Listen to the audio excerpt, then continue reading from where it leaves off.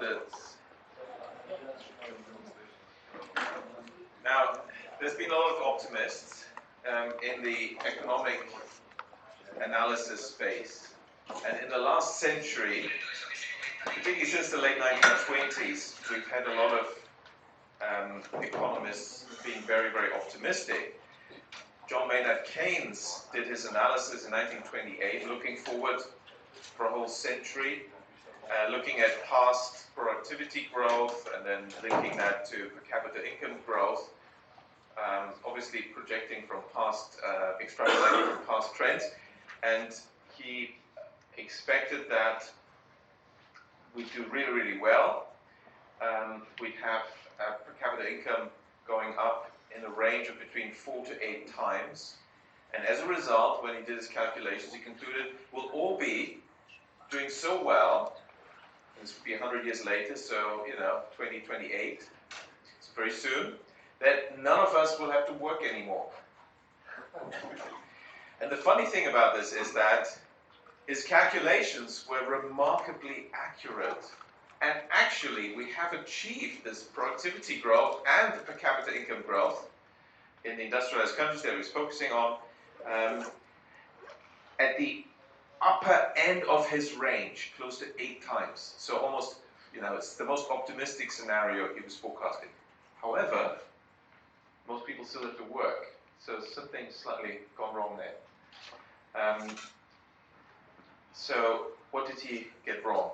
It's of course the monetary process, because the money's there, the wealth has been generated. He just couldn't imagine that once we generate all this wealth, it will be so unequally distributed that everyone still has to work. And of course, a small number of people, they already earlier didn't have to work.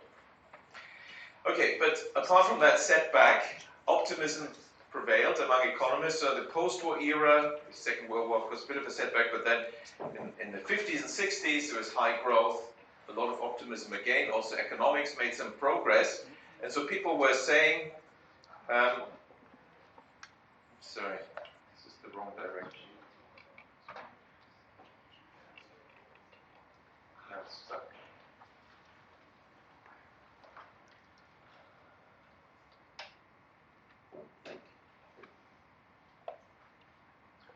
Go back. It's not doing it. Let me get it out.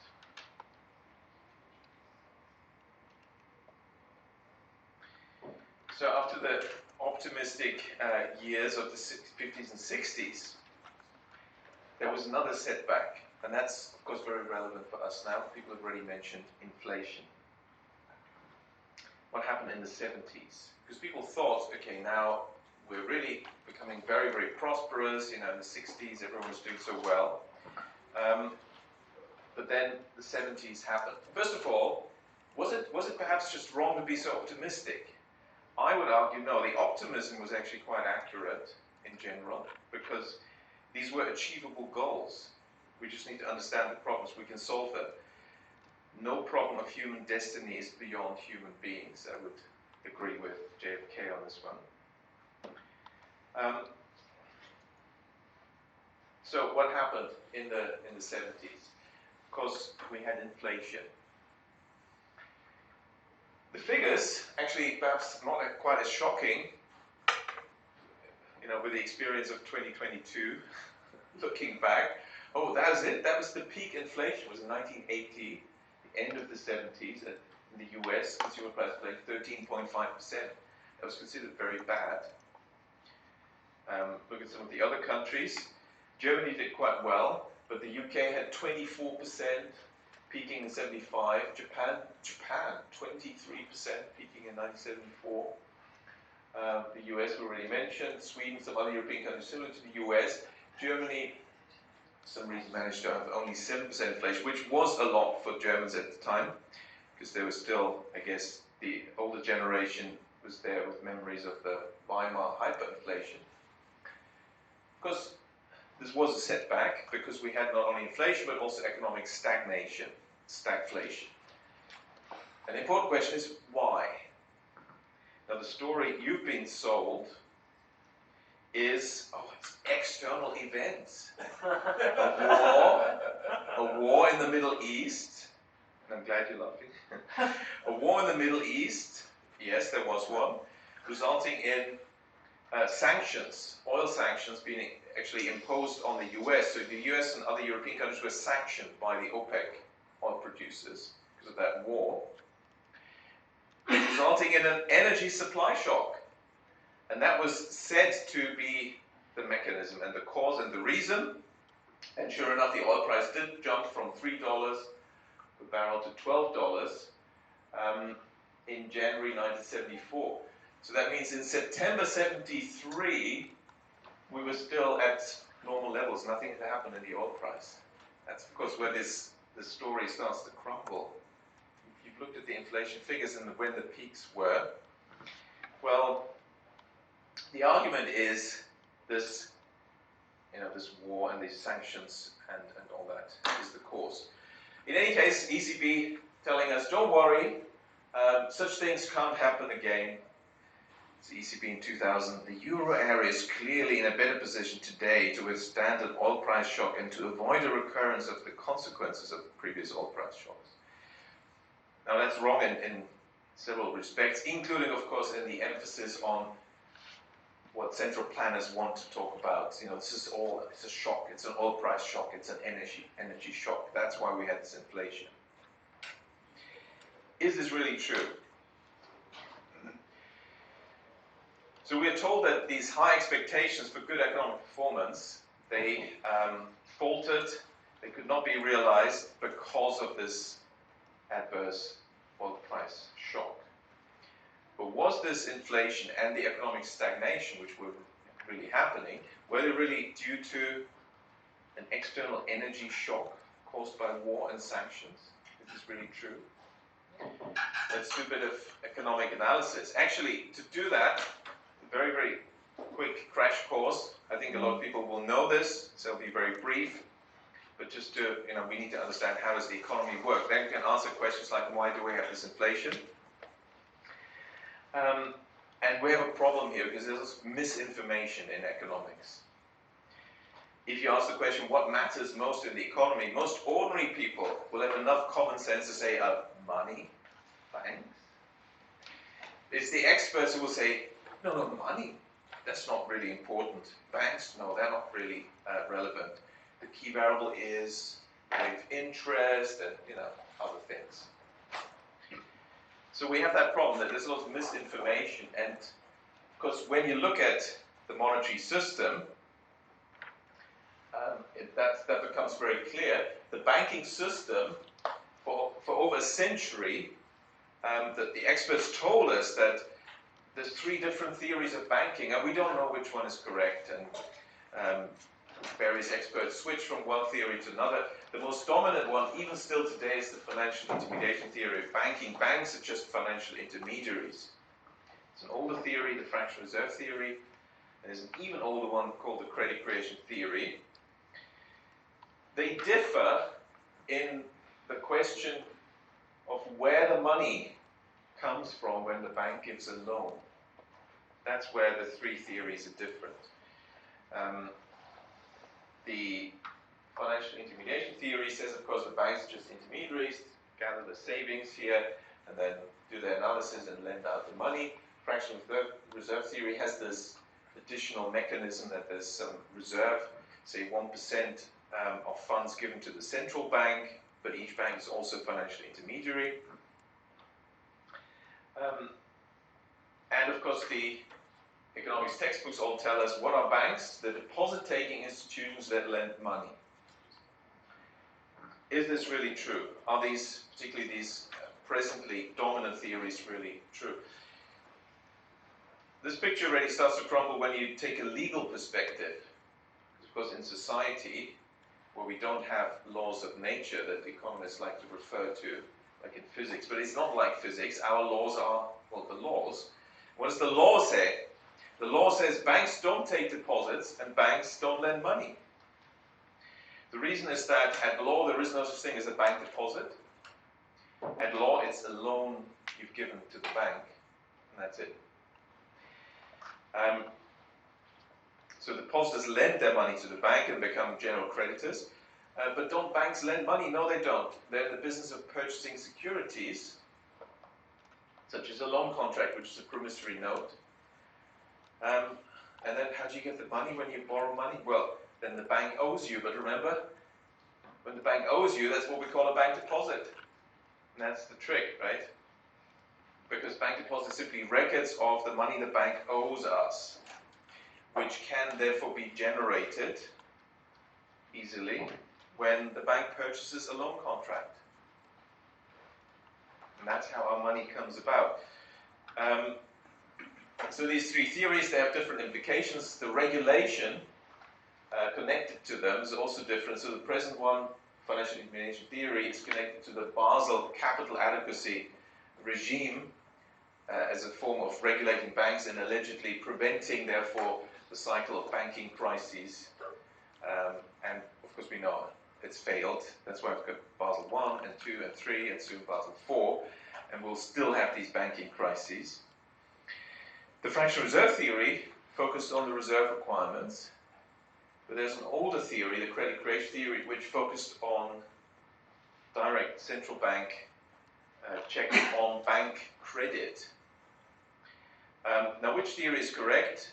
So the textbooks tell us it's the financial intermediation theory, the latest, but when I did an empirical test, which is really the only way to find out which one is correct, you can look at paper, can banks individually create money out of nothing?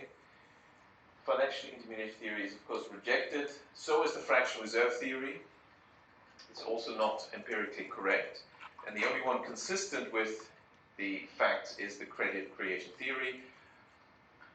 And the way to check this was to actually take out a bank loan from a bank and see what they're doing, what's happening in their accounting and IT system, what transactions are taking place, where is the money for the loan coming from. Financial intermediation theory, it says that it came from deposits. Well, it didn't. Fractional reserve theory says it comes from reserves. You need excess reserves in order to lend. Reserves were totally untouched. Credit creation theory says it comes from nowhere. The bank creates it out of nothing. It's a bit more polite to put it into Latin, ex nihilo. And that's the one that was empirically supported. So the banks create the money. But as I said, if you look at the legal side, then it's quite obvious. Because they're actually purchasing your loan contract, a promissory note, they then owe you money which is recorded as a debt, and the record of the debts of the bank to non-bank counterparties is called deposits. Because actually deposits is not legally protected, it's just a loan, it's just a record of the money the bank owes you. That's how the money supply is created. Now, we talk about the central planners printing a whole lot of money and therefore creating inflation. But that's a bit vague, because that's not actually how it happens. The central planners directly only create around 3% of the money supply. 97% is created by banks. They create the bulk of the money supply. And that's why, of course, they're quite relevant. So these standard theories, banks as financial intermediaries, that's wrong, that's empirically rejected, it's published in peer-reviewed refereed journals, not any more matter of doubt. The central planners have come out since then and said, oh yes, actually, we just discovered banks create money out of nothing. Who would have thought that? Because they knew, but they're starting to admit it, although it doesn't mean they've changed their research department's approach, or the textbooks have not been changed yet. Okay, and now that means that banks are very powerful. That's the money that we've been using. BDC, bank digital currency. That's what we should really call it, because the central planners have done another marketing trick. They're saying, oh, there's something new here, CBDC, central bank digital currency, brand new. No, we've been using digital currency for a long time, as soon as we had anything digital. So for quite a few decades, and in terms of accounting, already for 2.5 centuries. The bank-created money is quite old. CBDC is just an attempt by the central planners to drive the banks out of business. This decentralized financial system, of because the central planners don't like. So their alternative is to have something centralized. And they're saying, and of course they're also bank regulators. So the bank regulators saying, we're the umpire, but we're not going to join the game. We're not going to offer current accounts to the general public, retail CBDCs, which will kill the banking system. Fortunately, there's been enough resistance against this, so the latest is just maybe one and a half months old, that, and because Europe has been a driving force here, ECB, Bank of England in particular, they've come out now and they've said, and it's still not official, but it's clear that they're leaking this to particular journalists that write this up in the FT and so on. So they're actually abandoning now this idea of having immediately retail CBDC. They're going to have the Chinese model. Of course, they haven't mentioned China. They don't admit that they're copying this from China. But the Chinese model is to have wholesale CBDC, which is another way of saying, China is saying we're not going to kill the banks.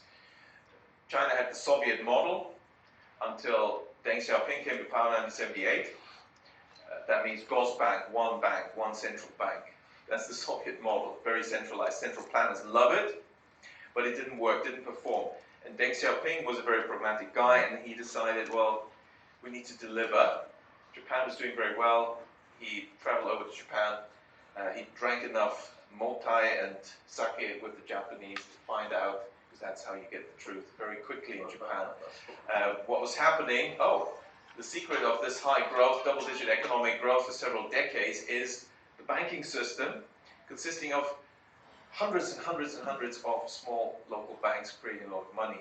And so he went back, and of course since 78, therefore China created thousands of banks, local banks, community banks, savings banks, credit unions, regional banks, provincial banks, also some national champions, but the bulk is these smaller local banks. And now, in this world that we are, I think the Chinese, it's just too recent.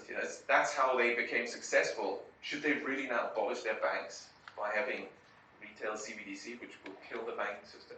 No. So the People's Bank of China introduced this wholesale CBDC, which means it's only via the banks. You hold an account with a bank, and that's how you acquire your central bank digital currency.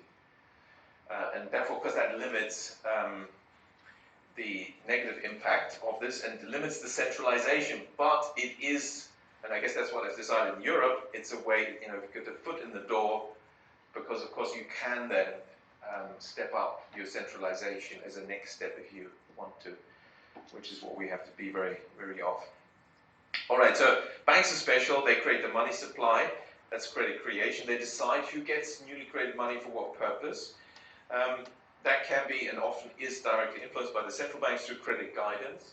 That's usually extra legal and kept quite secret. That's how the East Asian high growth economies did so well.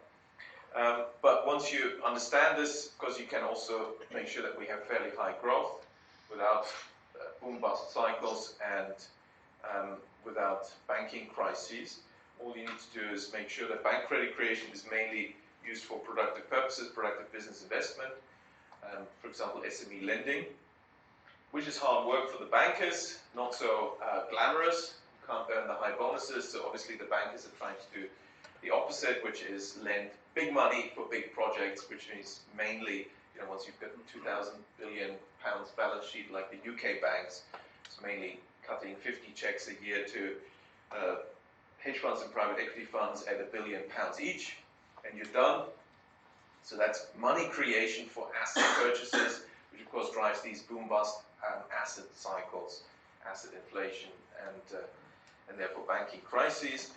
But if you have a banking system that mainly lends to small firms, which is those few countries that have a majority of small local banks lending to SMEs, then you get high growth, you don't get the asset inflation, you don't get inflation, and you can perform really well.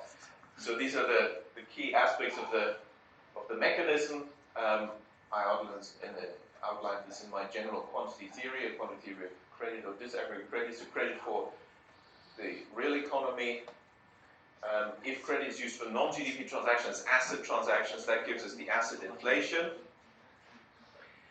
For the real economy, we still have credit for consumption. That became important in 2020. That's why we had the inflation that, well, that's when it was created.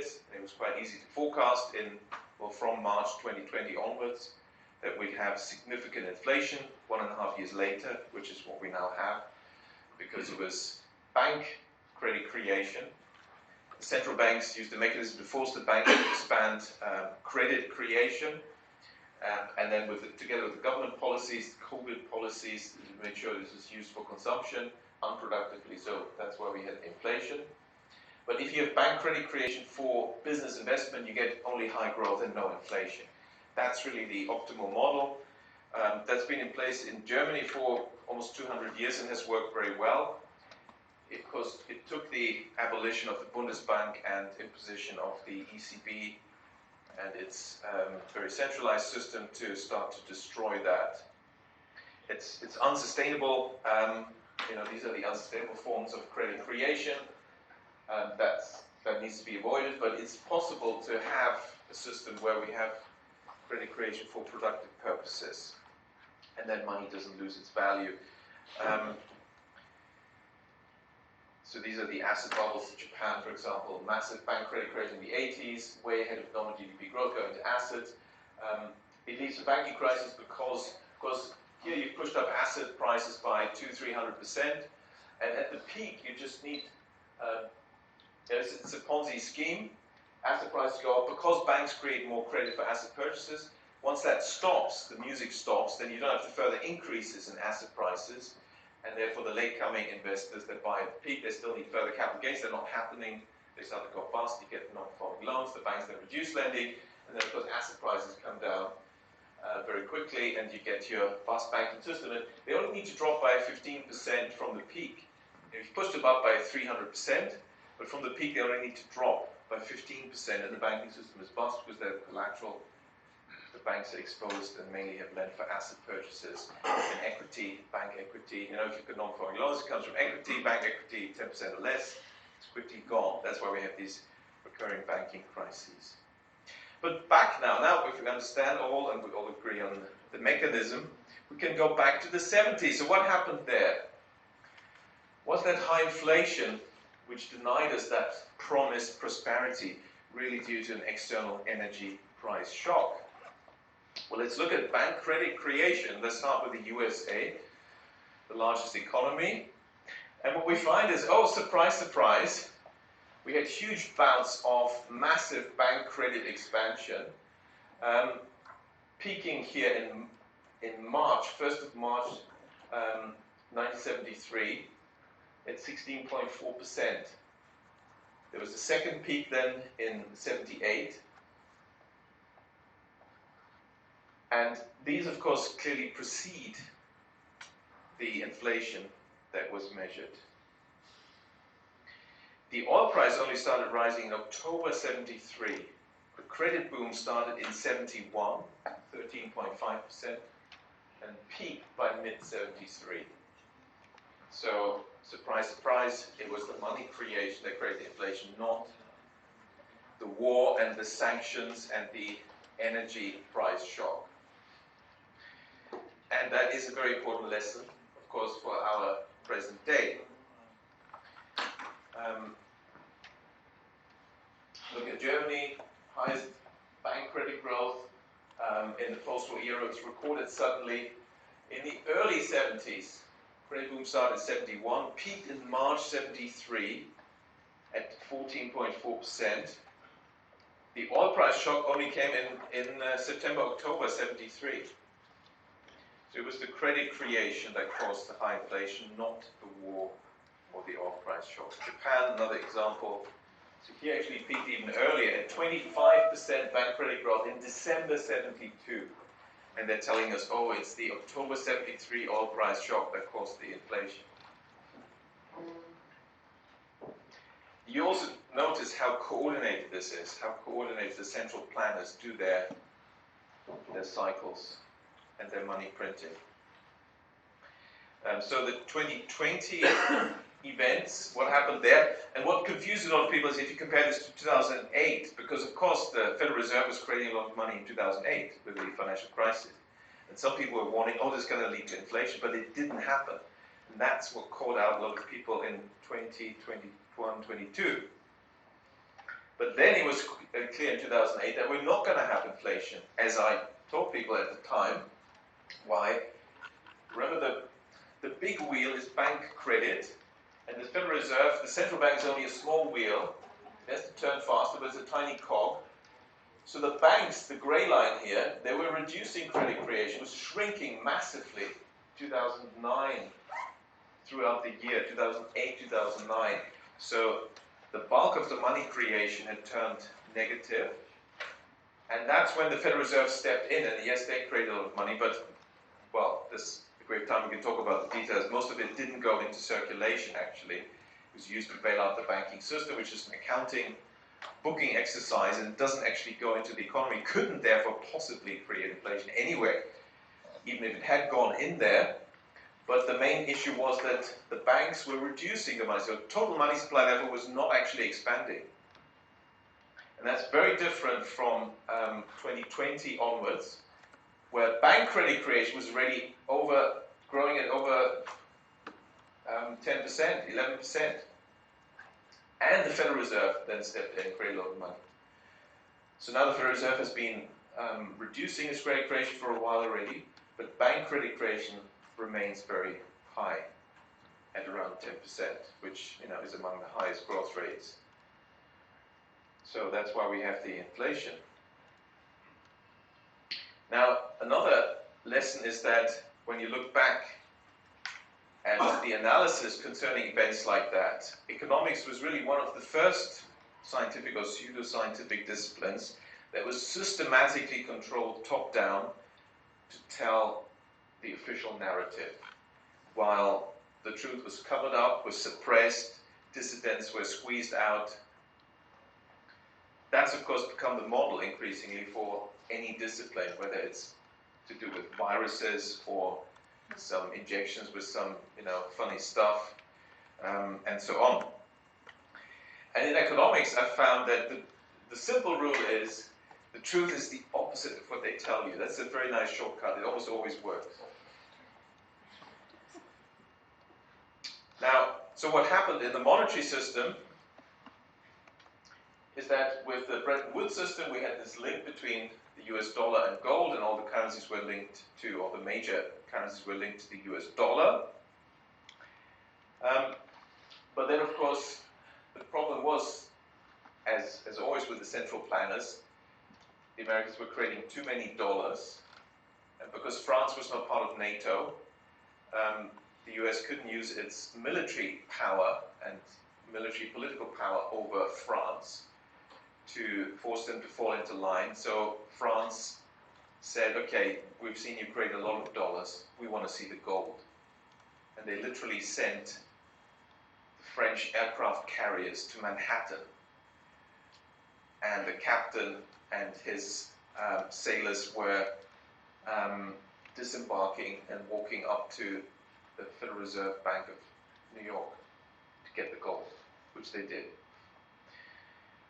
When that continued in August 71, famously, Nixon went onto the television and told everyone that he's going to defend the US dollar, and he's taking action to defend the US dollar against these speculators by temporarily suspending convertibility into gold. And we love it when we hear these politicians tell us about temporary measures, don't we? That's over 50 years ago. What has also happened then is that, well, on the one hand, then the US needed something else, because of course the dollar went to free fall, to stabilize that. And they came up with this idea that, okay, Japan and Germany had these huge trade surpluses. We're not selling enough to them. We've got this huge trade deficit, the dollar's falling. What can we do? What do they need? Well, they need oil. More than 10% of Japanese imports have been oil in the whole past half century. So they went to Saudi Arabia, cut this deal that Saudi Arabia will sell gold only against US dollars, and this only emerged 15 years ago, there's a second clause, they will invest 80% of their dollar earnings from selling the oil in US treasuries. They always had to make sure the dollars are recycled back. And that's very relevant because we now witness that Saudi Arabia has torn up that agreement and is selling oil to others, non-US dollar, you know. It's wants to join the BRICS countries even, which include Russia and China. So these are big seismic changes, really, in the international monetary system. But it worked at the time. That's why we had the petrodollar. Of course, it was a pretty brutal regime. It meant lots of wars in the Middle East because they had to enforce this. The guys that didn't play ball, such as Saddam Hussein and Gaddafi, were killed because of that. So it was really rigorously enforced, which is not happening anymore. So that's quite interesting. And at the same time, we had the IMF and the World Bank enforcing particular rules. And these rules, particularly vis-a-vis developing countries, were designed to prevent prosperity and economic development, which is another long story. I can just give you the conclusion, but the regime was one of preventing those policies that have been very successful in economic history in order to get economic growth and development, and instead having liberalized trade and capital accounts, liberalized markets and privatization, which ensured that these countries could not develop and the resources could be acquired quite cheaply. So you don't need trade policy, you don't need development policy, you just, markets are always right, you deregulate, liberalize, privatize. Because there's no country in the last 70 years that has succeeded with these policies. There's no country that has decisively moved from developing country status to developed country status based on any of these development policies from the IMF and the World Bank. But that was the point, so they did the job. There are countries that have succeeded to move from developing country to developed country status, but they're all in East Asia, and they're Japan, Korea, Singapore, Taiwan, China. In China, of course, you have to, it's not the whole country technically, but the particular regions.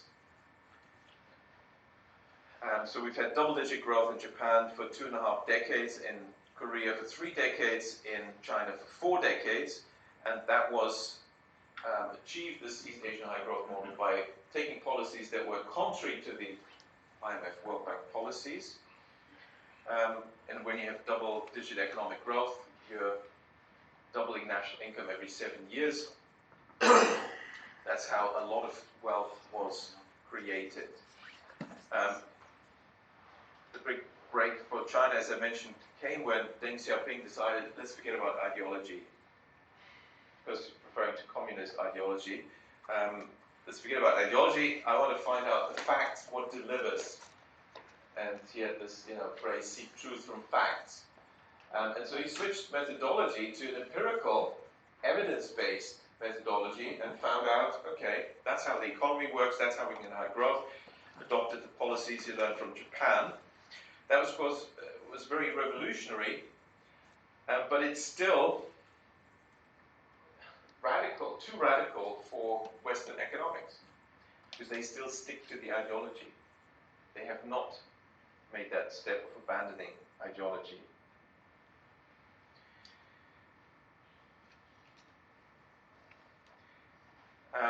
And of course, one ideological pillar is that we have markets in equilibrium and all that stuff. It's not true. Markets are not in equilibrium. It couldn't possibly be true. If we have time, we can go into details. So markets are always rationed. The short side principle applies. Whichever quantity of demand is supplied smaller determines the outcome, and the short side has power. That's one of the truths that you're not supposed to know. And when it comes to the market for money, where does money come from? Well, it comes from banks. Of course, that explains why the banks are powerful. They're the short side. The demand for money always exceeds supply, and they decide how much money to create and who to give it to for what purpose. Which is why it's so important that we create our own banks.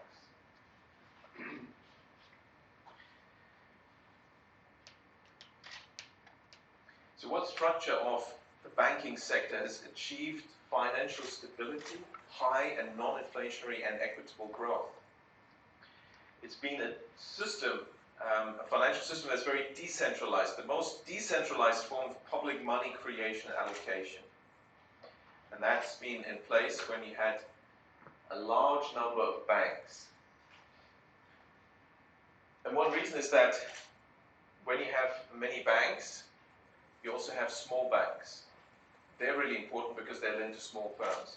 When you look at different bank sizes, the smallest banks, this is the smallest bank category, capital less than 25 million, tiny banks, they have the largest proportion of lending to SMEs and micro businesses. The second largest group, second smallest group if you want, has the second largest propensity to lend to small firms, and so on. So, in other words, the smaller banks are, the more they lend to small firms, and that creates this high growth without inflation and prosperity.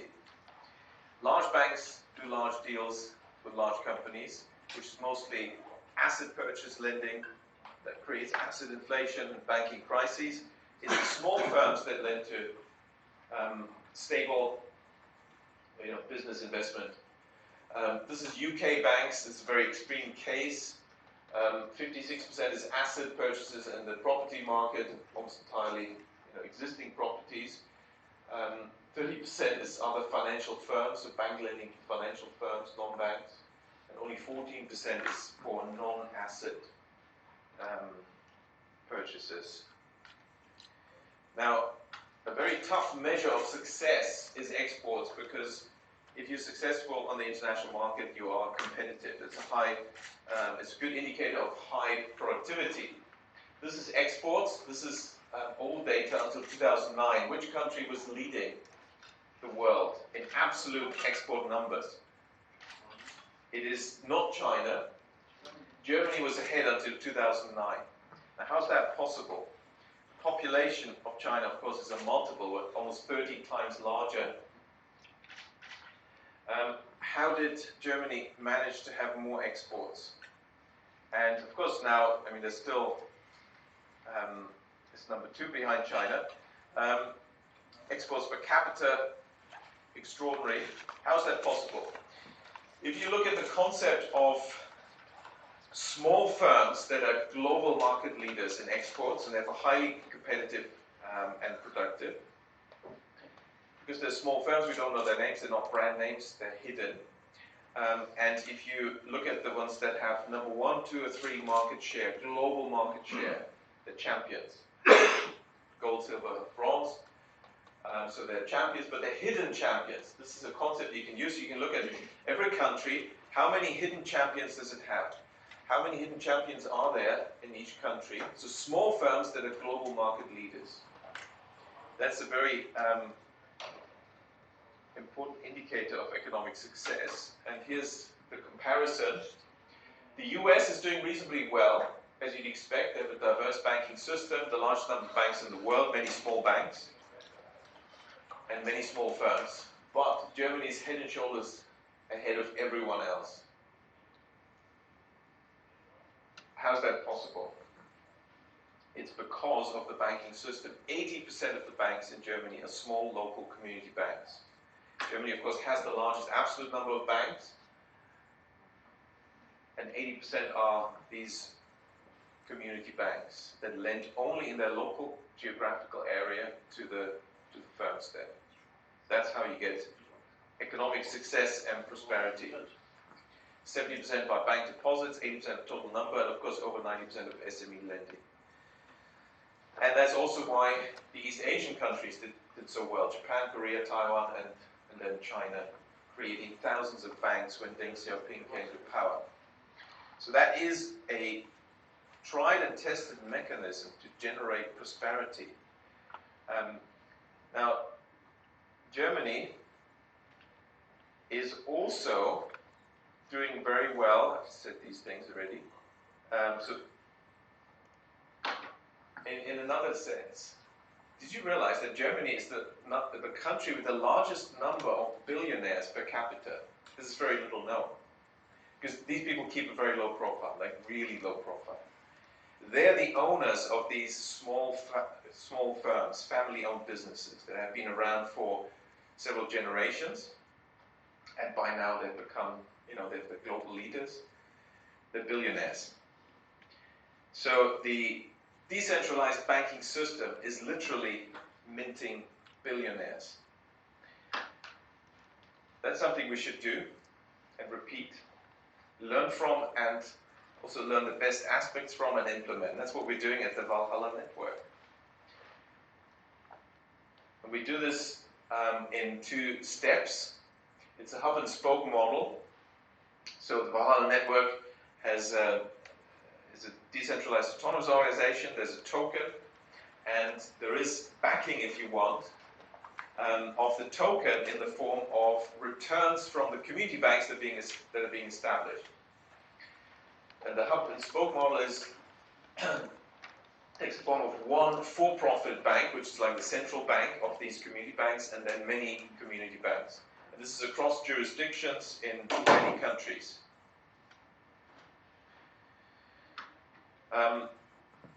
The governance also is in phases and increases the degree of decentralization and, of course, the voting influence through the DAO. But the first step is to set up the central bank, which is beginning to take shape. We've been raising 22 million euros for, we've raised a big chunk of that already for the bank to be set up in Luxembourg. This is the first one, that's the hub. And this bank is going to be different from the community banks, because this one will focus on maximizing what you can do with a banking license. A lot of banks are operated by people that think banks are financial intermediaries, and they don't even use the power of the banking license, the power of money creation, which is quite shocking. And I've studied many banks in many countries. Just last week, I met British bank owner. He owns more than 50% of the shares of one particular small UK bank, one of the challenger banks, and they're doing okay. This is a solid bank. So he's become very wealthy as a result, but they're really not maximizing out on what they can do. He doesn't even realize that he's not using the banking license almost at all. Why? They don't even offer current accounts. They only offer savings accounts. Of course, the regulators encourage that, because that way you can't create money. So they're literally a non-bank. They're a non-bank. Of course, they do have some benefit of the banking license in the form of they're allowed to raise their money by raising savings deposits. So that, to that extent, they are using the banking license, but they're not actually using the money creation. So it's a better asset management company, if you want. Whereas the banks that we're setting up are going to use the power of bank credit. Which country are you setting up? The first one is in Luxembourg, which is it's a prestigious and a domicile with high standards.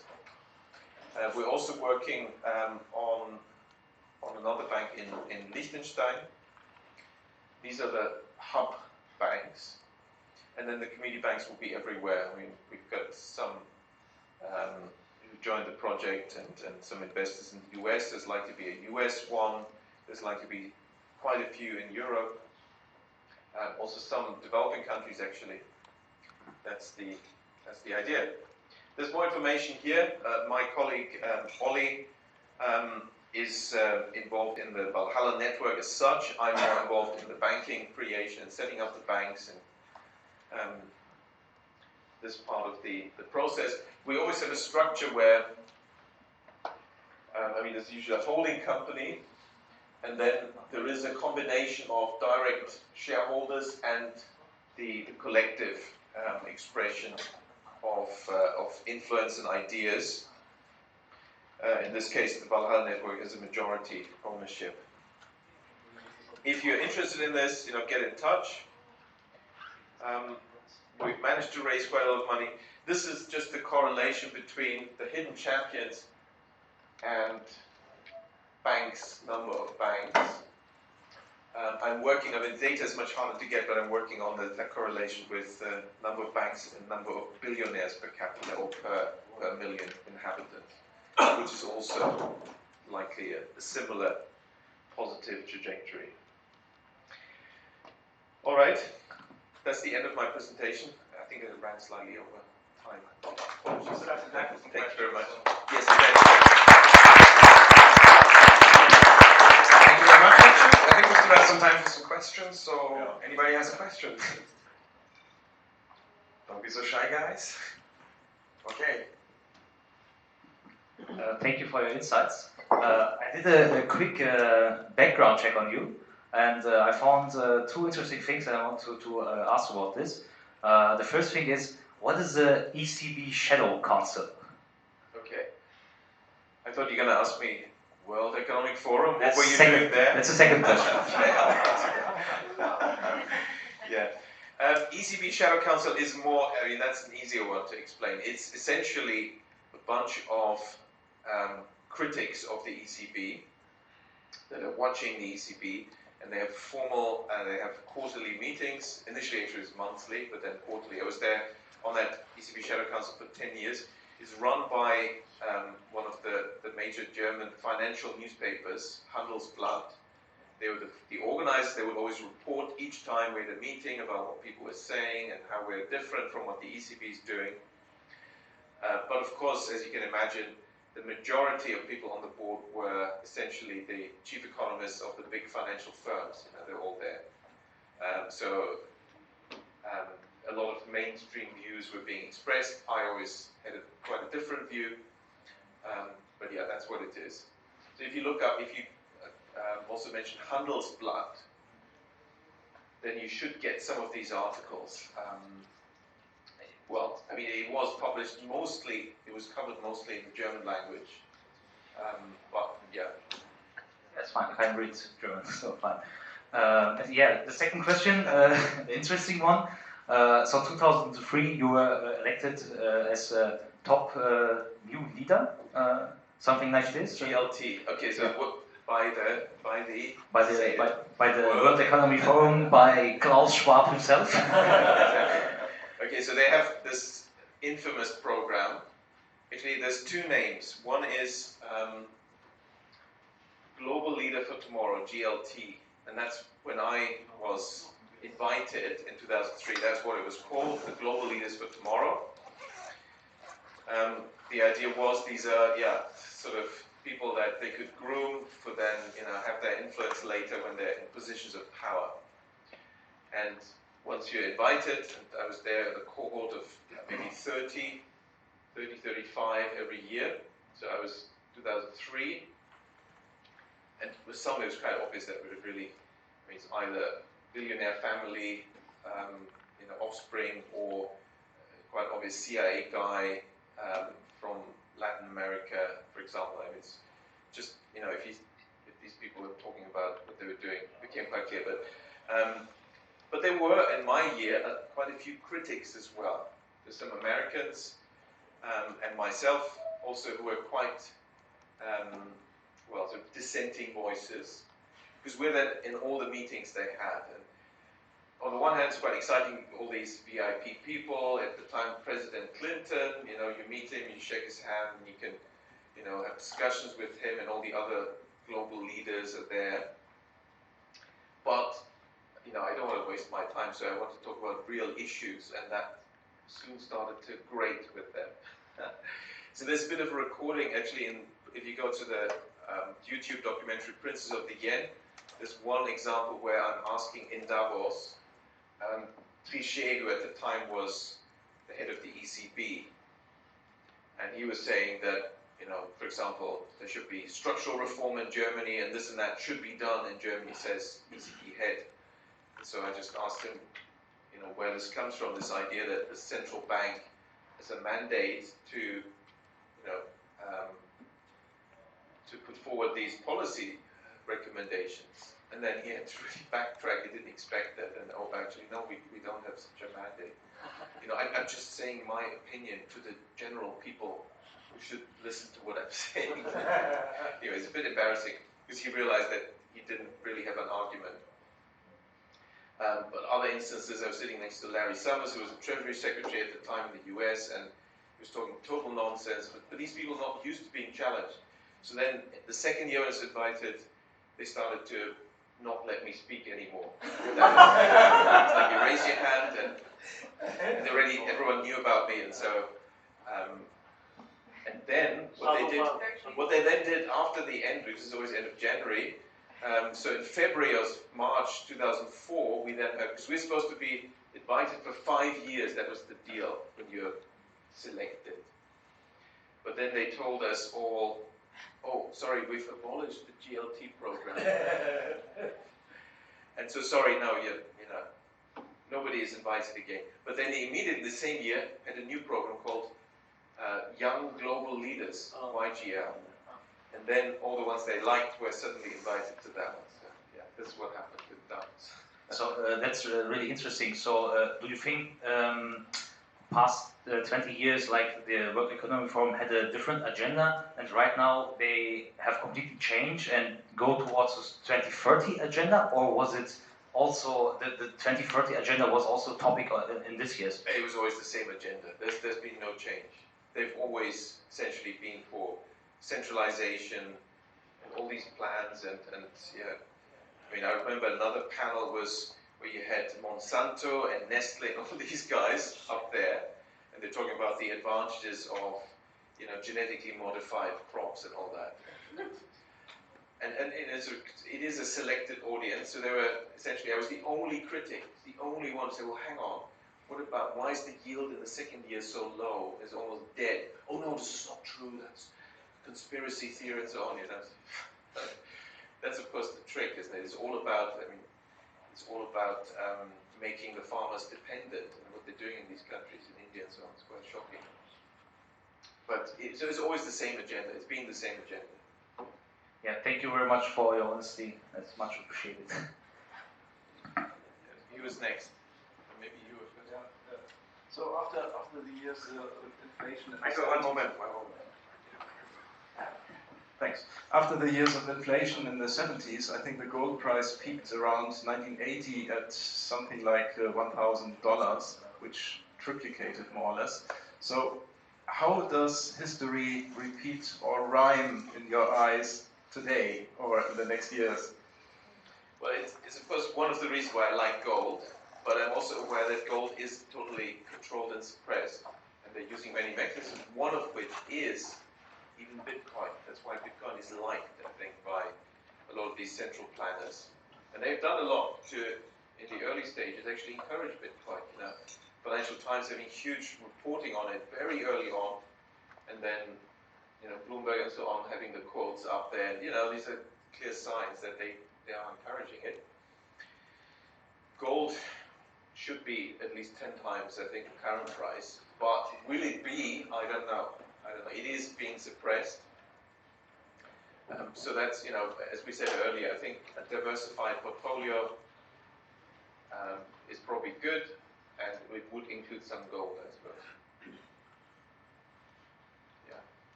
So, you glossed over the details of Valhalla a little bit, but I'm curious how, do you use existing small banks in order to connect them together, or do you use basically it could be banks or something, but they could issue a stable coin or something themselves, which is interoperable or something. Which of these two are you using? And the latter. So the latter. Unfortunately, the existing community banks, even in Germany, where they're still most sort of influential and most well-developed, there's very little hope because they have centralized organizations, they're associations, and there we've seen for many years already agents running these essentially. There's ex-McKinsey consultants now running the Cooperative Banking Association Germany, and the policies have been disastrous, and they never criticize the ECB and the bank regulators. The plan is to merge them. So they will essentially disappear. They will disappear in the next 5 years probably by being merged and merged and merged and merged, ultimately into one or two. That's the plan. So we've got to set up our own. And it looks like there is now a great window of opportunity because the centralization is taking place and using various pressures and top-down ways of influencing decision makers, while of course now the macroeconomic environment is favorable to new and small banks, and even this potential big threat, CBDC, is going to be wholesale now, it looks like, which is great. This means at least we can buy probably 10 years of time to do something interesting in that space. I have a question about the... One second, can you take the microphone? Thank you for the great speech. I hope I will be able maybe to participate or contribute somehow to this idea.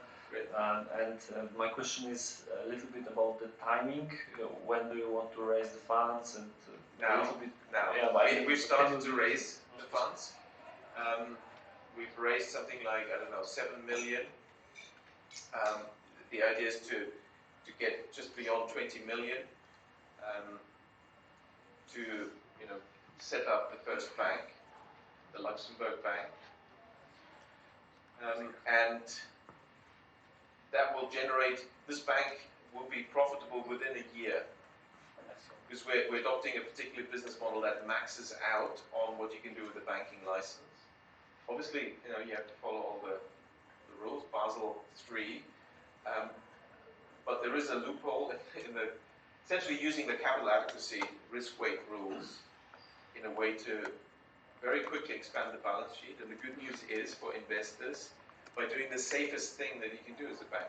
So regulators will actually like it because it looks like, wow, this is such a safe bank, what they're doing there, implementing all their rules. But balance sheet growth will be very large. Then it can also be, we could even float it then. There could be all sorts of ways, but it will generate a return after the first full year of operations already, which will go back to the network. And at some point you will have a public token sale also? Yes, yeah. When do you think it will be? Probably next year or the end of this year. Yeah. Governance token then? Yes, governance token, exactly.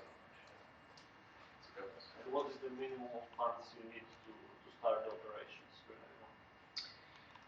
That's the other good thing, because really, even though we're raising over 20 million, the bank doesn't need the money, and most of it is unused, and therefore is quite safe. And the legal framework will be such that it can be returned, should there be a problem in getting the banking license. So we have a maximum of, I think, around 5 million, which is the maximum cost that you need to get your banking license. The rest of the money is not used. And is it okay for the regulator to accept such reason of funds? Because usually if I want to open my bank account, my own bank, but I tell the regulator, oh, I have the money from Tom because he gave me credit, they will say no. And how are you able to convince them to really get the license? Yes. What is the structure? So there is a foundation, a charitable foundation.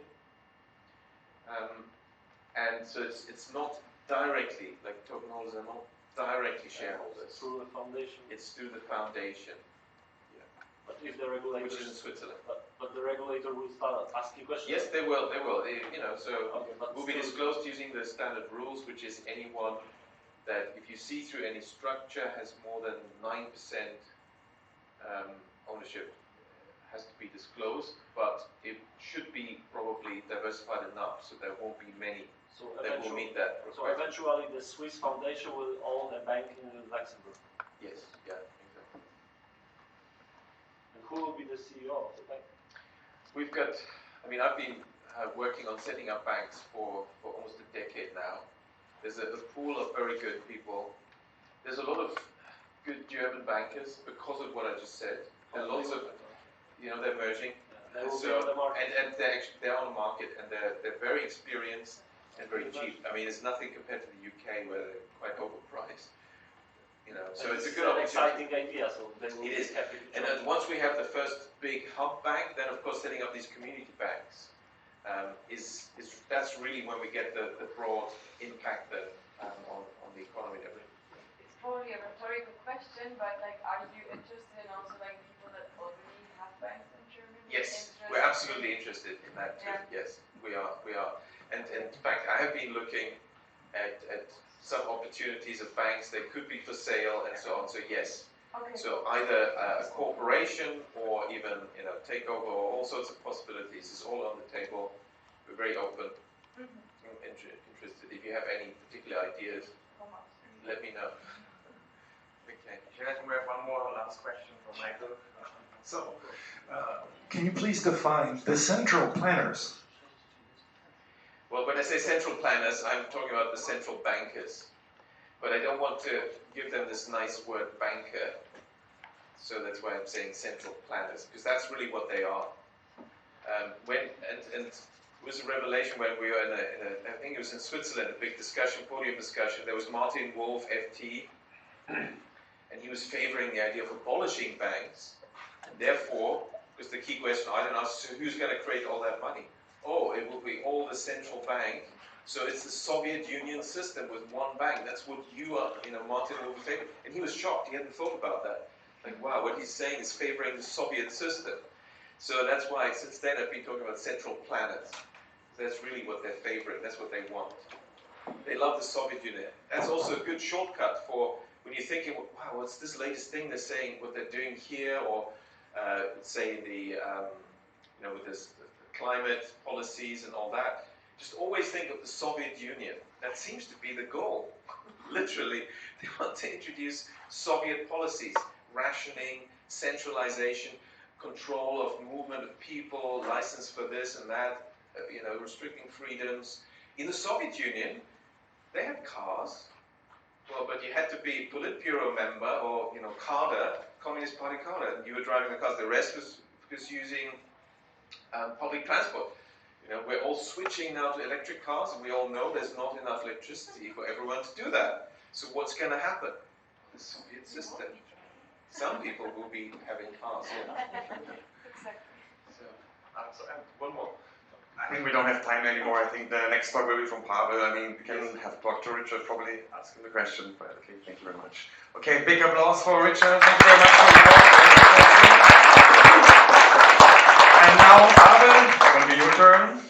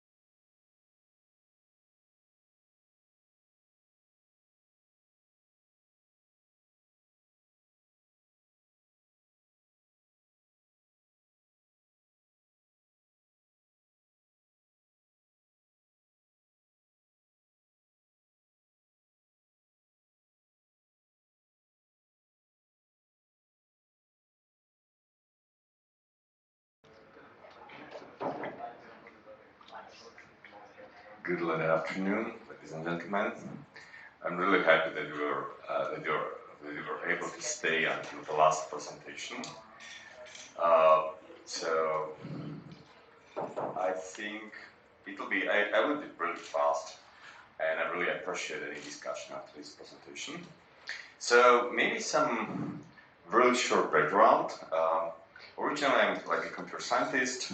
I have two companies focused on IT security penetration testing, so we do ethical hacking. But 7 years ago, I decided to be like a global hacker, and I started to travel a lot. I became a perpetual traveler. I revealed flag theory. Probably all of you know flag theory. In my life, I decided to convert this flag theory into flag practice. and I started the company which is called Operation Travel. And basically, flexitory means that you have citizenship in one country, permanent residency in second country, tax resident in another country. Then you have offshore company in fourth country, bank account in fifth country, healthcare insurance in another country, mobile operator or internet operator in the seventh country, and finally you live in the eighth country, and of course you use crypto, you use Bitcoin, you use Monero. And I'm going to present you how it is possible, because that's exactly what I do. I basically decentralize different aspects of my personal life to different countries in order to be more free, to save money, and to be more happy. Okay. So first thing, if you're a European citizen, you're pretty lucky because you have a good passport. You should be aware of that. You're probably not so lucky if you're the US citizen, because all US citizens are basically tax slaves. So in this situation, if you earn a lot of money and you are the US citizen, the first thing what you should think about is how to give up, how to renounce your US citizenship. Having a second citizenship is always a good idea. So for example, my home country, Slovakia, provides me 2 different passports. But also I recommend you, especially if you want like a special legal protection, to have a passport from some other country. For example, now it's quite easy or not so complicated to obtain citizenship in Brazil, or you can buy citizenship in many countries, including Vanuatu or Barbados or St. Kitts and Nevis or many other countries. The most easy way, if you don't want to pay extra money for citizenship, is to obtain Brazilian citizenship by naturalization. It's like quite interesting hack. You just need to move to Brazil just for 1 year, have a baby in Brazil. Then in Brazil, you should know there's like a principle which is called citizenship by soil. So it means when you just move with your like a wife or girlfriend to Brazil, she can be like Brazilian or she can be European, doesn't matter. So when you have a baby in Brazil, your baby immediately will obtain the citizenship of Brazil. And in 1 year, there is something what is called naturalization process. And in 1 year, as a parent of this child, you can immediately ask for Brazilian citizenship. And it's for free, 1 year operation, but you need to pass the exam from Portuguese. You speak already Spanish. Portuguese is not so complicated. Permanent residency. So you should strictly see the difference between permanent residency and the place where you want to live. So because some specific countries are good for permanent residency, but some different countries are good for the place where you want to live. So for example, me personally, I have permanent residency in Panama, Paraguay, and I'm not now in the process of asking permanent residency in Uruguay. So how to choose the best country for permanent residency? So it should be country where you have no obligation, no duties associated with the permanent residency. So it ultimately means it's not any European country. Because if you're a permanent resident in Germany, for example, Slovakia, you need to pay healthcare insurance, for example, social insurance. In Slovakia, we have a mandatory military service associated with the permanent residency. So having like Czech or Slovak or European permanent residency usually doesn't make sense. So this is the first thing. Another thing is you should choose permanent residency as a country where is a territorial taxation.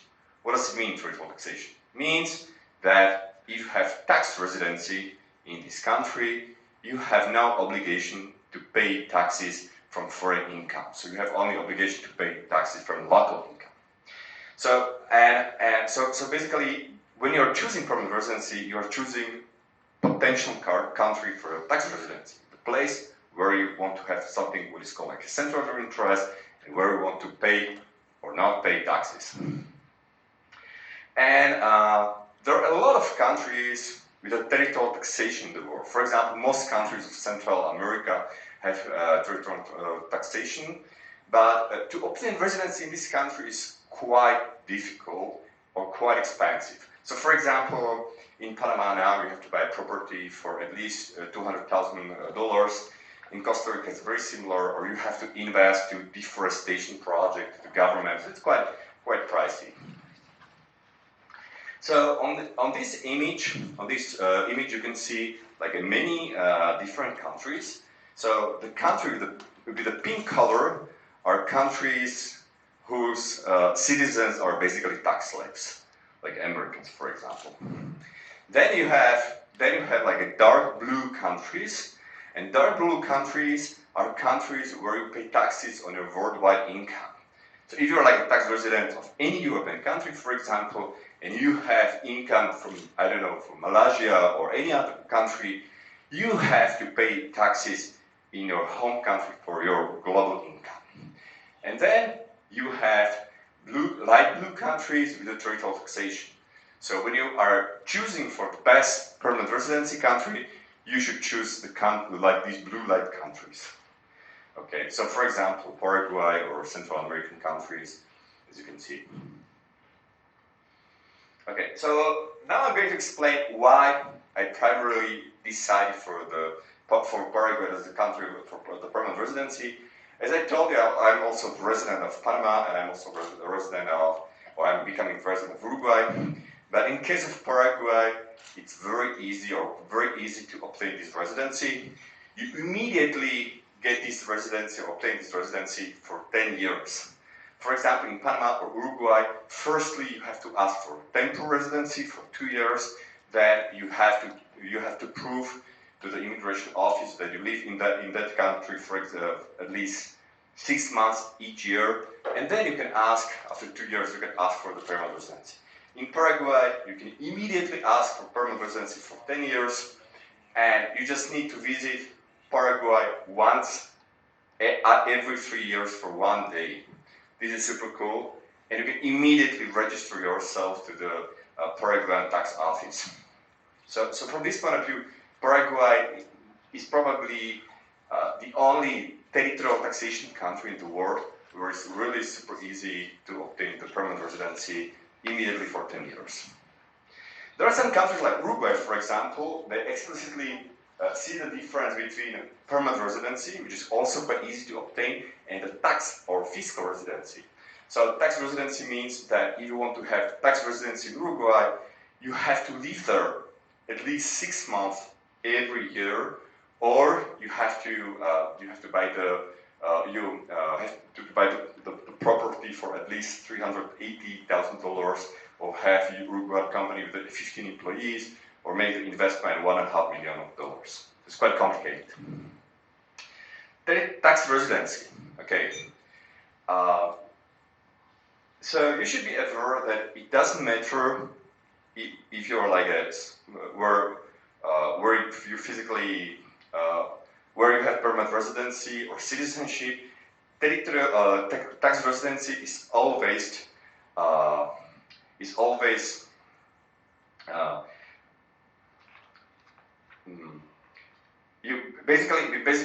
your tax residency depends on the country where you stay most of your time, at least 6 months per year, or where you have something what is called center of your interest. So, for example, it means that if you want to have your tax residency just in Paraguay, it means that you cannot live in any other country, for example, European country, more than 6 months, or have the center of interest in this country. So basically, you have to build your center of your interest. For example, in Paraguay, you don't need to live there like a majority of your time, but it also means if you want to have tax residency only in Paraguay, you also cannot live in any other country more than 6 months. So you have to travel a lot, like me. Or if you are not willing to travel and you stay somewhere for 6 months, you are automatically the tax resident of the given country, and it doesn't matter where you have a permanent residency or citizenship. So this is really important to say.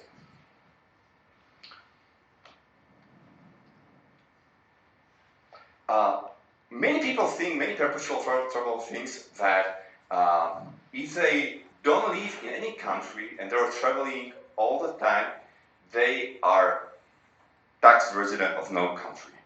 It's technically not possible. you need to have tax residency in some country. So from this point of view, tax slavery is unavoidable. But what is cool, you can always choose your master. So you can always choose your tax masters if you want. So you need to pay taxes somewhere, or at least to have some tax duties. It's not possible not to have in any country.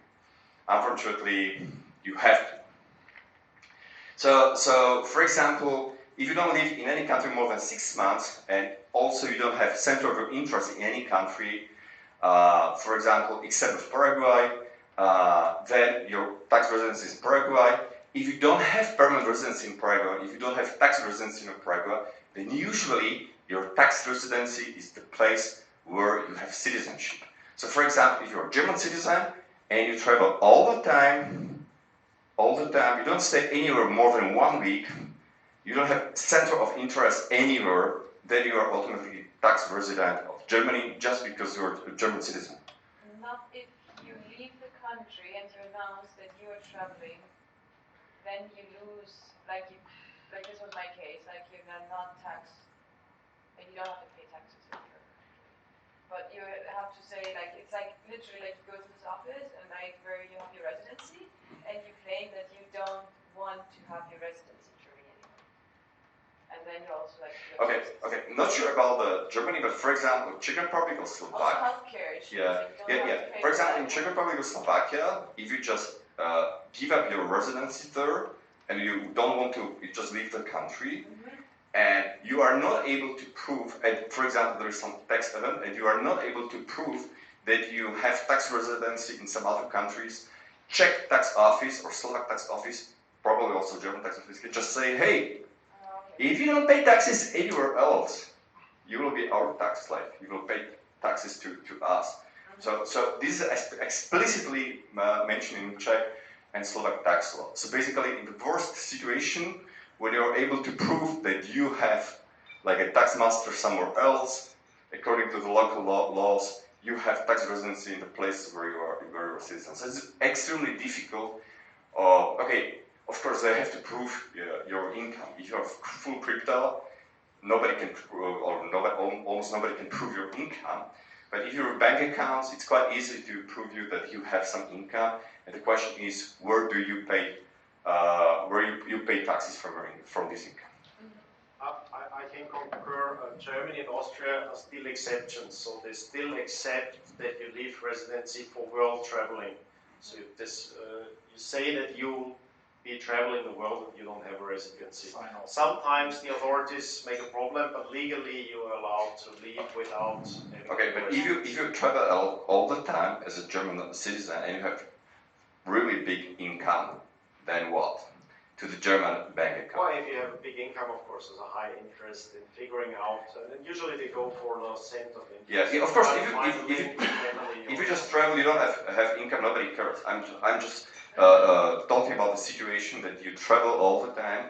You have a really big income, and the question is, where you plan to pay taxes? I think that's the only problem is when you have a bank account in Germany and you use a bank account for business purposes, then that would be a problem. When you don't have a tax residency anywhere else. But if you don't use anything in Germany, then it won't be a problem. So a lot of people are already doing this. But you have to give away your ID card. That's very important. No, you don't. One important information is you have CRS, Common Reporting Standard. So for example, if you open, most countries sign CRS, Common Reporting Standard. So as a German citizen, if you open a bank account in any country like Panama, for example, which signs CRS, or I don't know, Slovakia or any country, these banks automatically report the German tax office that you, as a German citizen, has the bank account in these countries. So basically, most countries in the world, they automatically report you where you have bank account, so the German tax office can immediately find out that you have a tax obligation because you have income in the bank in Panama, for example. Okay, imagine then when I have another residency, for example, I have a Turkish one, and I go to Paraguay with a Turkish one, so will be an exchange of information or not?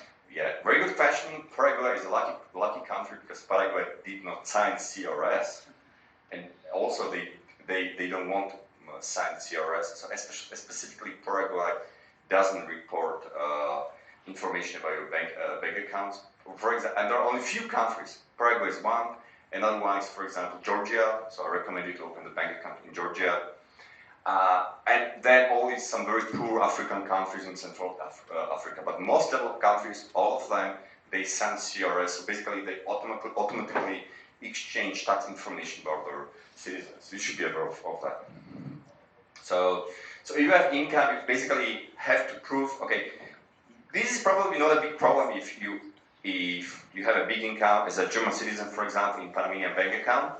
But Panamanian bank will contact Germany tax office. So Germany tax office can ask you, okay, so you have a big income in your Panamanian bank account, and you have to say, okay, but I am the tax resident of Panama. I have already paid taxes from that. It should be fine. But if you are not able to say that, hey, I'm tax resident of this country, you accept, then they definitely will want your taxes. Okay. Offshore companies. So the question is, where are you? So many people ask me where they should open the offshore company, international company. So firstly, you should ask the question, where are your clients, and in which countries do you provide your services? You should be aware that if your customers are in the European Union or in the United States, it usually it means that you have an obligation inside of the European Union or US, and if your business is demonstrably carried out exclusively, for example, in the European Union, usually it doesn't make sense to have non-European company. So I recommend it to you as like an offshore company, especially for services where it's not possible to prove that this job or this work was physically done in Europe. If it is done physically in Europe, you have a European obligation and you have to follow all tax law inside of Europe. And it doesn't matter if you have European company, because if you have, for example, international foreign company, you have to create like a child company, for example, or organization unit of your company in Europe.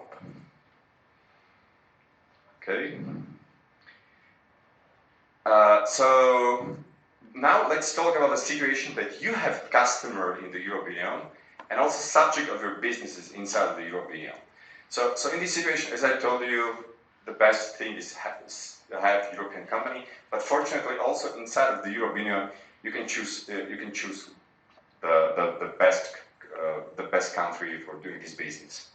So for example, if you're a startup and you are planning to invest everything you earn for the few years, you can create Estonian company, because in Estonia you have 20% income tax, like profit tax, but you have to pay this 20% only if you want to withdraw money from this company.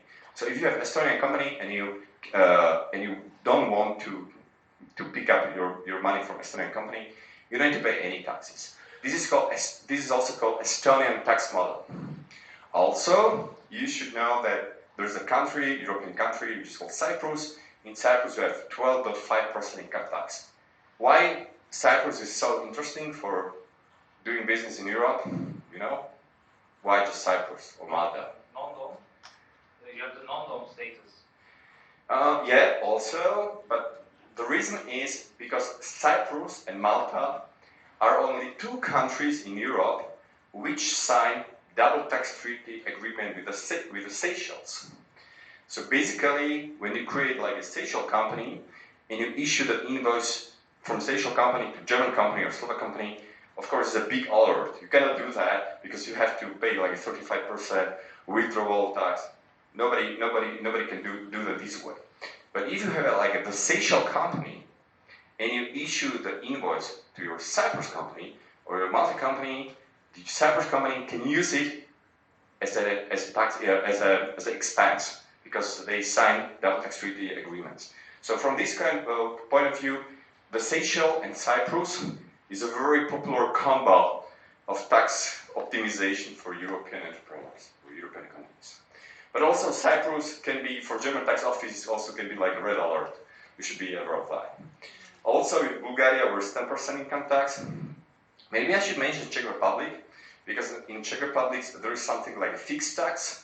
So when you have income for profit, now it's 2 million of Czech crowns, which is about, I don't know, 80,000 euros, something like that. So if your yearly income is up to 80,000 euros, you have to pay fixed tax about 70,000 Czech crowns, which is about 3,000 euros.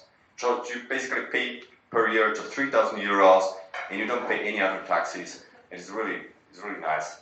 So Czech Republic can be also used for like a good company if your income is less than 80,000 euros. I think it's 40,000 actually. I just did the math. I think it's 40,000. They changed it recently. Yeah, Is that true? It increased. It's increased now. Now it's 2 million. It's 2 million now. All right. Okay. That makes How much sense. is it? Now it's 2 million. This is like an old slide. All right. So now it's 2 million. And how many percent do they have over million, like over 2 million? Like a normal taxation, I think it's 15% or 20%, like a normal, like everywhere else. So nothing interesting. So you have to have income up to 2 million of Czech crowns, which is like 80,000 euros. And then, I mean, compared to German taxes, it's still like 15% is still a dream. Yeah, Right. yeah. I mean. yeah. Mhm. So Czech Republic can be nice for like small entrepreneurs. Okay. Now let's talk about another situation. Your customer are in the European Union, but the subject of your business is out of the European Union. So for example, you are providing some services like coding, for example, or some services out of the European Union. So in this situation, it doesn't make sense to use European company, and you should create offshore company. And the biggest tax paradise in these days is United States, of course. United States is the biggest tax hell if you are the US citizen or you are a US resident, and at the same time it's the biggest tax paradise if you are a non-US citizen. Yeah. Okay? So LLC, yeah. I mean LC, yeah. In Delaware, yeah. Yeah. Delaware, Florida, Wyoming, many Nevada, many different countries. And the cool thing is that, for example, if you create a US filing company and you are tax resident of Paraguay, then it works. There is like special mechanism which is called pass-through. It means that when you issue the invoice from your US filing company to your German customer, for example, you don't pay any taxes as a US company, as a US LLC company, and your tax duty is moved from the company, from the US company, to the tax residency of the owner of this company. But if you're like a Paraguay resident, it's your foreign income for you, so you pay zero taxes. So for example, if you do business for any European, German company, Slovak company, Czech company, as a US filing company, which is owned by Paraguayan tax resident, you pay 0% taxes, and it's completely legal. And the German company can use invoice from this US filing company as an expense in their accounting. So this is like a very cool, but of course this service cannot be like physically done inside of the European Union. So what is quite interesting is that US has double taxation treaties with all European countries. Now United States they have problem with Orban in Hungary, so it's quite likely they are planning to cancel these double tax treaty agreement in Hungary, but otherwise in all other European countries it works pretty well. Many countries like the Czech Republic, for example, they have double tax treaty agreement also with Panama. So if you have a Panamanian company, you can issue the invoice with no problems to Czech company, and the Czech company can use it as an expense, and as a Panamanian company, you pay zero tax, no tax, and if this Panamanian company is owned by Panamanian tax resident or Paraguayan tax residents, you also pay zero tax. Okay, so what is the biggest problem with this setup? Usually, it is super easy to create a US company or Panamanian company. The biggest problem is open bank account. So that's why you should stay in crypto as always when it's possible. Okay, now imagine another scenario. Your customer are inside of the European Union and subject over. So this is like the same scenario, but you need a bank account. So this scenario is good, for example, if you're crypto only, because in this situation,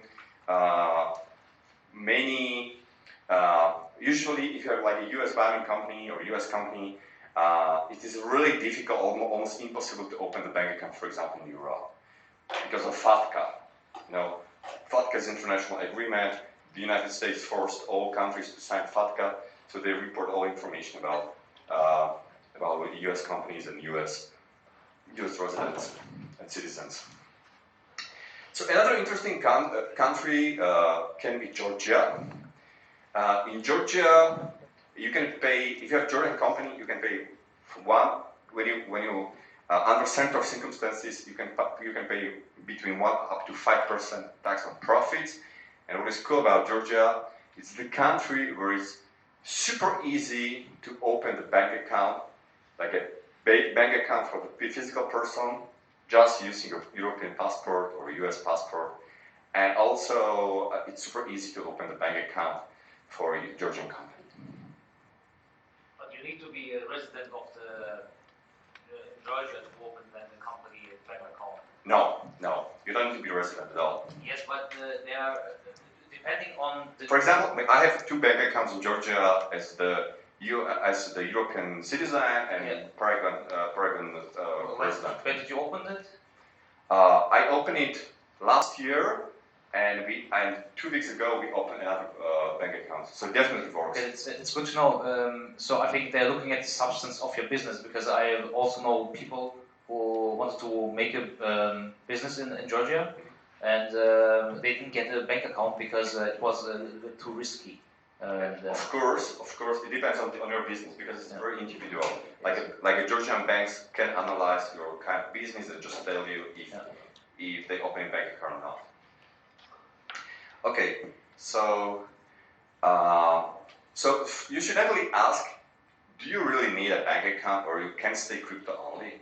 Because if you are able to stay crypto only, and then you basically don't use any bank account, then your possibilities are definitely, you definitely have much more possibilities, because in this situation you can choose many different countries where you can have your company.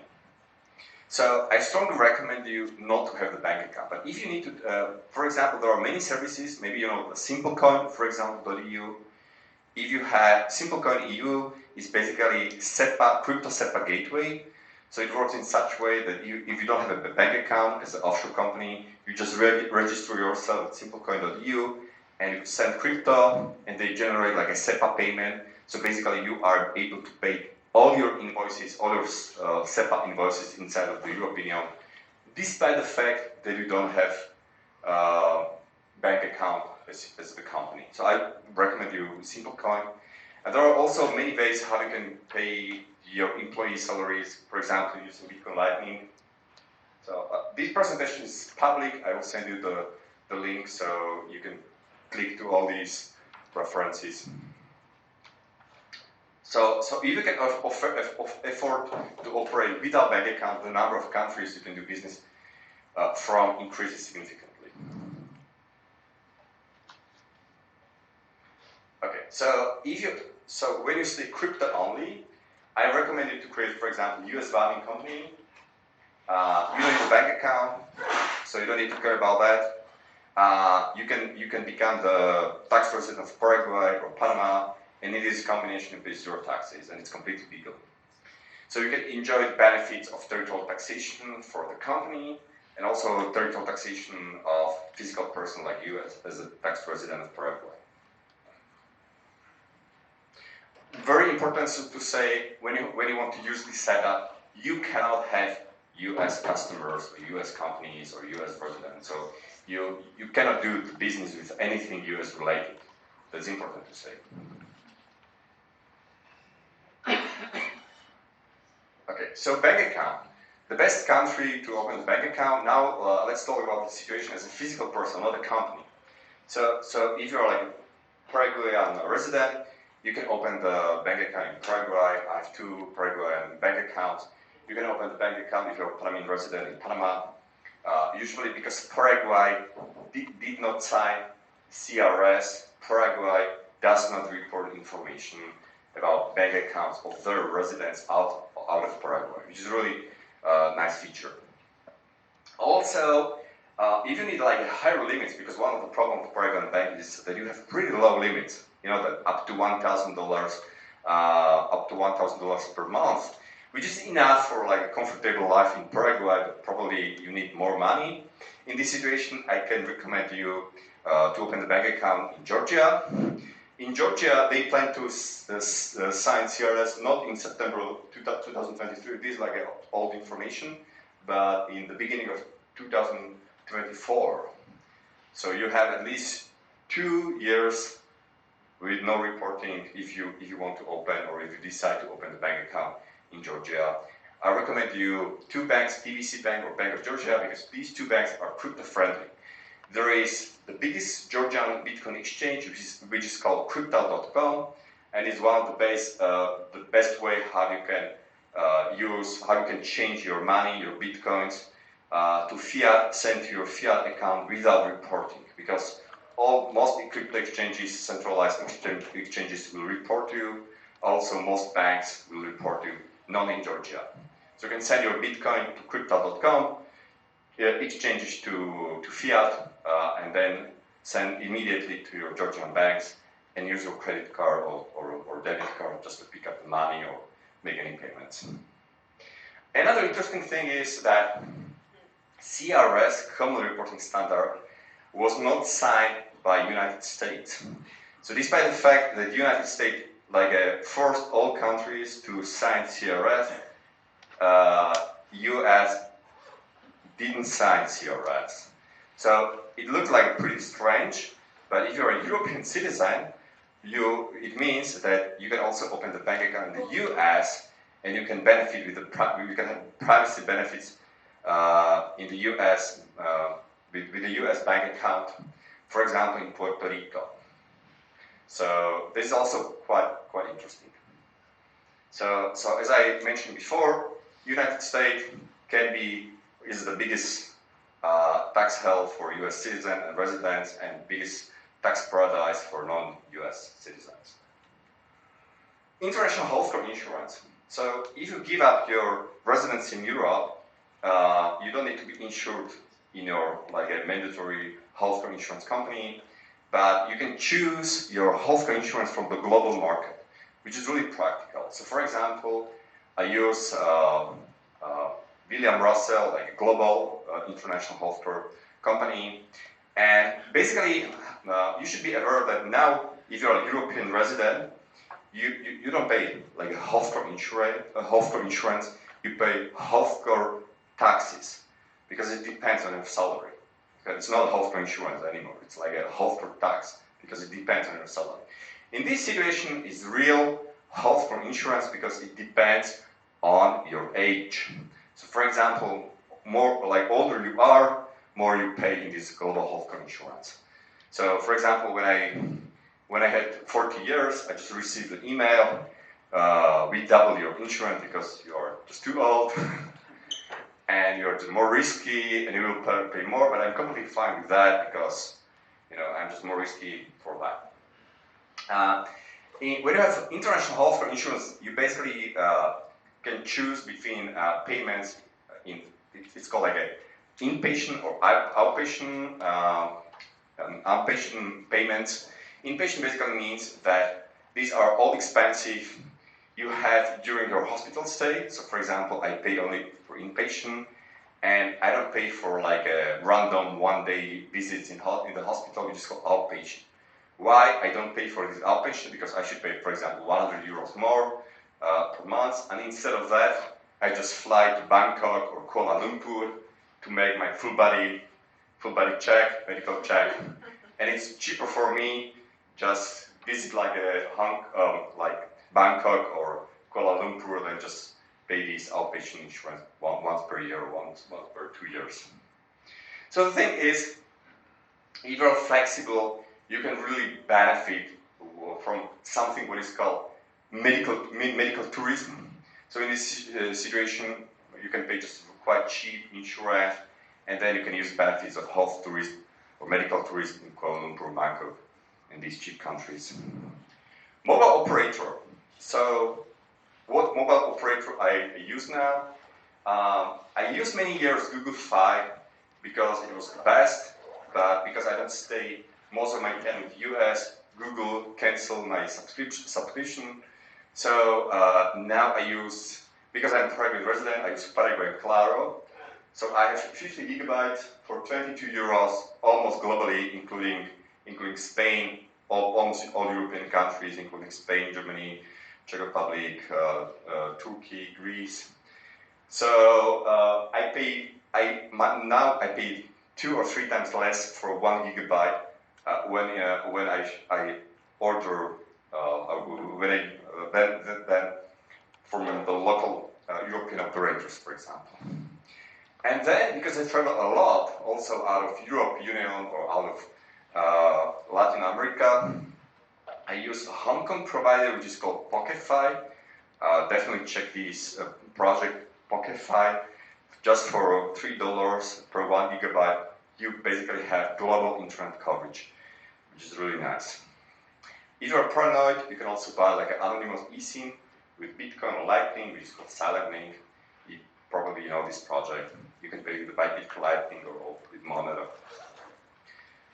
Okay, the place where you want to live. So the place where you want to live doesn't need to be a place where you have permanent residency or company or customer. It can be completely different country. For example, for me, personal freedom is probably the most important. So that's the reason why I really appreciate Uruguay, for example, because Uruguay is the country where I think everything is legal. You know, maybe you don't know, but in Uruguay is only one of the few countries in the world where there was no like a drug prohibition. So like all drugs for personal possession were always legal in Uruguay, including like LGBT marriages, including abortion, including prostitution. Everything you can imagine is legal in Uruguay. So, and it's the country has beautiful beaches. They speak Spanish. So, for example, it's one of the countries where I would stay some time. I also enjoy Argentina, for example. It's like a communistic hell, but you can use just your benefits. You don't want to have residency or do business inside of Argentina, but if you have like a real money, like a euros, dollars, you can basically exploit this hyperinflation in Argentina and have really comfortable life in Buenos Aires, for example. So I wrote another article about living in Buenos Aires in Argentina. But you should be aware that to enjoy your tax benefits, you don't need you cannot live in any country more than 6 months, because if there is some country where you decide to stay 6 months per year, you're automatically tax resident of this country and you have tax obligation, and it doesn't matter where you have your residency or citizenship. Digital assets. So for me, for example, I'm a person who own literally just my current luggage. So I'm super minimalist, and I realized that for me, what's really important is just to use services and not to own anything. So like a digital cryptocurrencies, that's exactly what I need to live a nice, comfortable life. But I don't need to, because anything else like a real estate, gold, money in the bank, all can be taken from you by state, or it can be devaluated by inflation. So really cryptocurrencies are crucial for digital nomads, and you should use them all the time. Before my presentation, Jose has a nice presentation about hardware wallets and Shamir scheme. So you should definitely check this wallet. I think it's one of the best hardware wallet in the world. I also use it, and I also recommend you to have as much savings in fiat as you're willing to lose. Okay, last 2 months I'm suffering a lot, to be sincere. And the last slide, if freedom is important for you in your life, and you are willing to be global and flexible, that you should definitely follow this factory and become a global opportunist. That's all. Thank you a lot for your attention.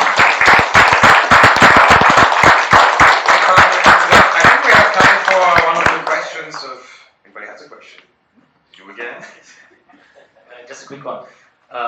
So in Georgia, if you are self-employed, you pay like this 1% tax. Can you also, if you stay half a year in Georgia, can you also have like an American LLC and pay 0 tax on the company? Of course you can. It's something completely different. And maybe I should also mention regarding this Georgia that you can be Georgian tax resident if you live there more than 6 months, or Georgian. You can have Georgian tax company, or you can be Georgian entrepreneur without having residence in Georgia. That's also necessary. So you can basically move there. You don't need any residency, but you become like a tax resident just because you live there. And at the same time, you can have any companies anywhere you want. Many people think that, for example, you can have permanent residency only in one country. It's not true, of course. You can have many different permanent residencies at once. But usually it doesn't make sense because you have some duties related to permanent residencies. For example, having multiple residency, permanent residency in Europe, it doesn't make sense at all. But it makes sense to have permanent residency in many countries where you have no related duties. At the same time, you can have many different companies. It's something completely different.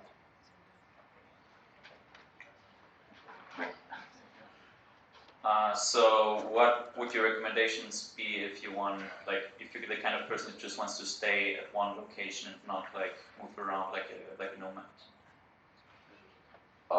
So in this situation, you are automatically tax slave. So this I can as a physical person, I can help you with that. You can move to some country with a good, low tax. For example, in Paraguay, local taxes, if you live in Paraguay physically, is 10%. 10% is super cool, I think. So you basically pay just 10%. And the cool thing about Paraguay is that in Paraguay, you are automatically, or you can be like a VAT payer as a physical person. VAT payer as a physical person means that you, as a physical person in Paraguay, like a tax resident of Paraguay, you can use all your personal expenses in restaurants. For example, you go to restaurant, to bar, to massage, and all of these services in Paraguay, they can issue the invoice to your cedula number, like a national ID number, and you can use all of this as your expense as a physical person. So it basically means in Paraguay, more hedonist life you have in Paraguay, less taxes you pay. Because everything you can use as a physical person as a tax expense. This is like really interesting. So, for example, move to this country, or so basically, you could live 5 months and 29 days in Germany, then spend all your money in Paraguay for 2 months and come back. And then you just go to the tax office in Germany. If you don't live in Germany more than 6 months, and you don't have something which is called center of your interest in Germany, then you are not tax resident of Germany anymore.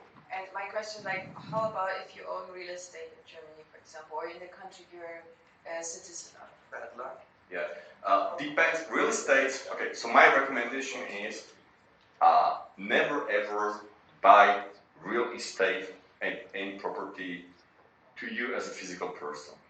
It's the worst, because when you buy something as a physical person, like a tax resident of Germany, German tax office will immediately ask, okay, you pay, I don't know, like €500,000 for this property. Where did you pay taxes from this, from this money? So my recommendation is just to create international company and use this company to buy property anywhere.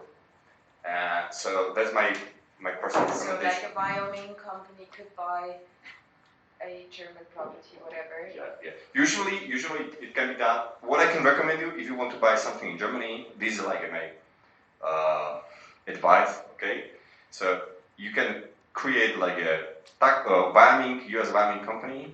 Then this company, because I recommend it should be by like some European legal subject. So then this US Wyoming company can create a Czech company, like a local Czech company. And this local Czech company will buy the property in Germany. This is probably the best scenario, I think. Okay. And then I will later you explain the benefits, but this is probably the best what you can do, like this combination. So finally, in the Kataster, the land register in Germany, the owner will be like a Czech company. Okay, what if you inherit real estate in Germany? Like, if my mom plans to give me her house, for example, like, would it be better to give it then to a company I first find? Okay. So in this situation, in this situation, you have quite easy, you have like easy proof that it's possession of your family. So I don't know like how much are inheritance taxes in Germany. Too much.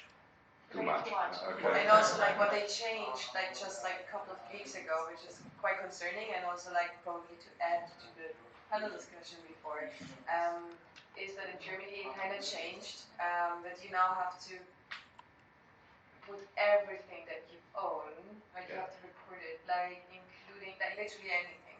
So. But that's tax on net worth. Yeah. Different taxes. Taxes on incomes, taxes on net worth.